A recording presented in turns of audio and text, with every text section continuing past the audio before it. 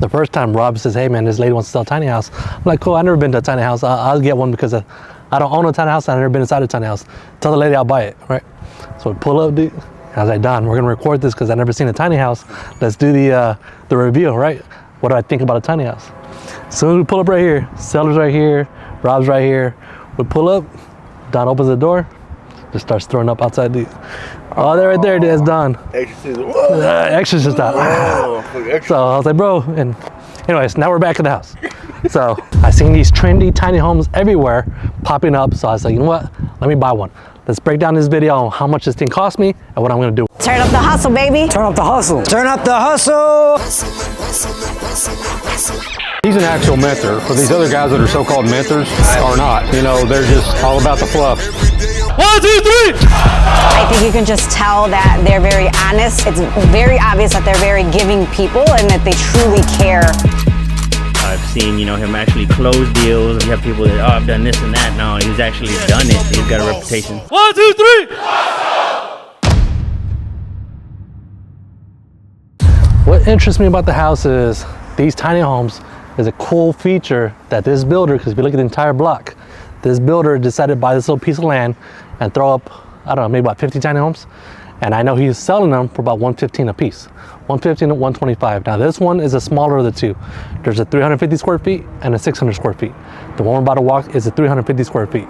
Now this lady bought the tiny house for her and her daughter, so 2 people were living in it.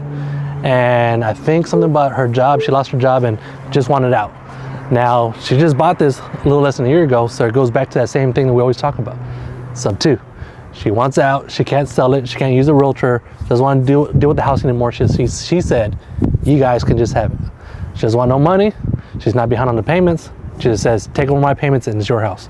So that's what interests me. One, I never been inside a tiny house besides that last time for like 10 seconds. So this time I really want to walk in there and see what we're dealing with. Let's do this walkthrough. So myself and Joe. Why'd you bring Joe? When Joe's my security dog. If you really wanted to know about these houses, why didn't you just ask somebody? You didn't have to go buy a house, right? Because it's a good opportunity. The seller, she's losing the house. I'm never going to lose an opportunity. If seller says I can take over your payments, I'll take over your payments. All right. Last time I came in, I talked to her for like 5 minutes outside the house. But as you can see, this is your front door. Obviously no garage. As soon as your front door hits, so you can have an idea how big the kitchen is, this is your standard size door. Here's your fridge.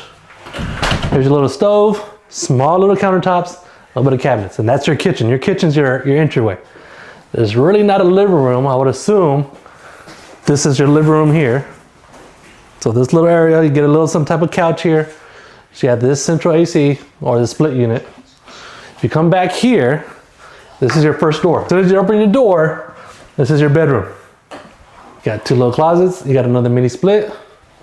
And if you look at Joe, you can see how big the closet is. Can't even fit in the closet. And you come back here, no light, but you got your bathroom.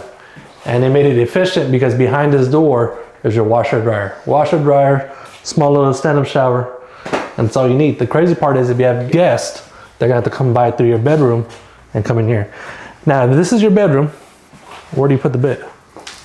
Because even if the headboard was here, the hammock just sleeps up there. Even if the bed was here, it'll come out to right about here, right? Yeah. So that means if somebody comes to your house, they have to go in your bedroom, around your bed to use the bathroom. So I don't know, up here. So this is technically. I'm just gonna let you know right now. So this is technically a loft. But when I think they were using it as a second bedroom, up here, all it is just one piece of floor. The water heater's in here, but there's no closet or anything else. So it could be a living room. It could be a second bedroom. There's actually room up here that it is downstairs, but you gotta come up the ladder. Who would have thought a little small house had room for a loft? Right? But they made it efficient. I mean, technically it could be 2 bedrooms. This would be 1 bedroom, and downstairs is a second bedroom. So let's break down the numbers to this tiny house. House is worth $135, she owes $135. That's why we're not giving her no money, but she wants convenience. The mortgage is only $900. Believe it or not, it actually rents for $1,200. So we're gonna cash flow $300 a month. We're gonna close on the subject to. We're gonna take over the payments. The loan stays in her name, but the house will be in my name. We're gonna cash flow $300 a month for the next X amount of years. That's why I love sub-2 deals. That's why I love deals with no equity, because if you know what you're doing, you can still make money. Question I get asked over and over and over again, are we scared of the due on sale clause?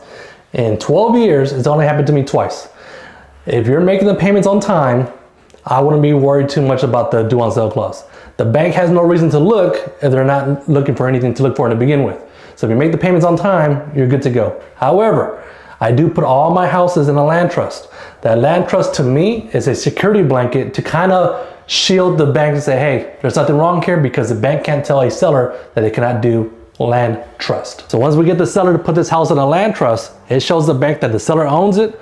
But what we don't show the bank is a third document we're gonna have the seller sign, is what we call assignment of beneficial interest. What that document means is now she gave me the land trust.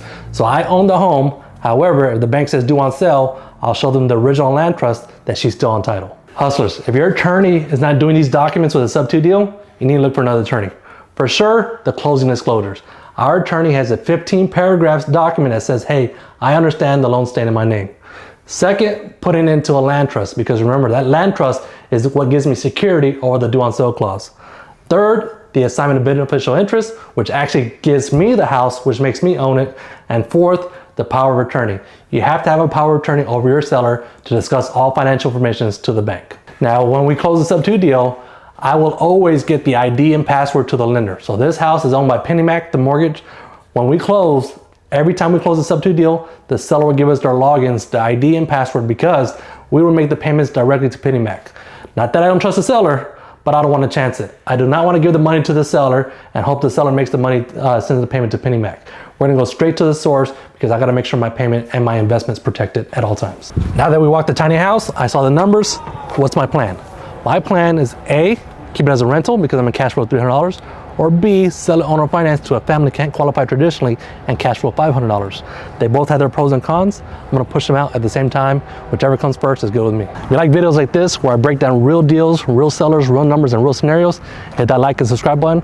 Also, join the Hustle Academy, where I go into deep detail on how to find these deals, the proper paperwork, and the proper documents. Link is in the bio.